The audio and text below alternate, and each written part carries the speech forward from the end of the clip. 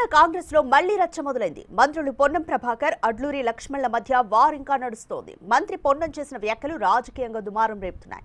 అడ్లూరి లక్ష్మణ్ను ఉద్దేశిస్తూ చేసినవేనని అనుమానాలు వ్యక్తమవుతున్నాయి. దళితులంటే పొన్నంకు చిన్న చూపని దళిత సంఘాలు మండిపడుతున్నాయి.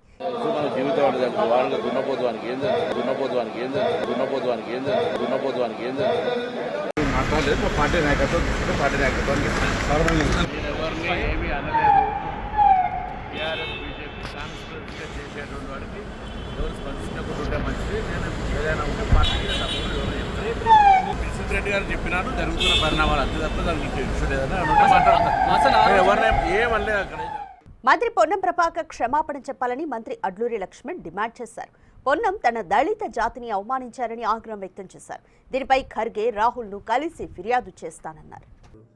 గౌరవ మా మంత్రివర్యులు శ్రీధర్ బాబు గారు కానీ మొత్తం మా ఎంత గౌరవ ముఖ్యమంత్రి గారి నేతృత్వం లోపల నిన్నగాక మొన్న జరిగిన సంఘటన మా పిసిసి అధ్యక్షులు స్వయంగా ఫోన్ చేసి రేపు ఉదయం 9:30 రమ్మన్నారు. మా మీనాక్షి ఇన్ఛార్జ్ జనసేడ్ గారు, గౌరవ మా మంత్రివర్యులు శ్రీధర్ బాబు గారు కానీ మొత్తం మా మా మంత్రులంతా కూడా జరిగిన విషయంలో వారు బాధ వ్యక్తం చేసుకుంటూ మా సహచర మంత్రి గౌరవనీయులు పొన్నం ప్రభాకర్ గారు, అదేవిధంగా గౌరవనీయులు డాక్టర్ వివేక్ గారు ఏదైతే మొన్న జరిగిన విషయం లోపల నాకు కూడా బాధ ఉన్నది.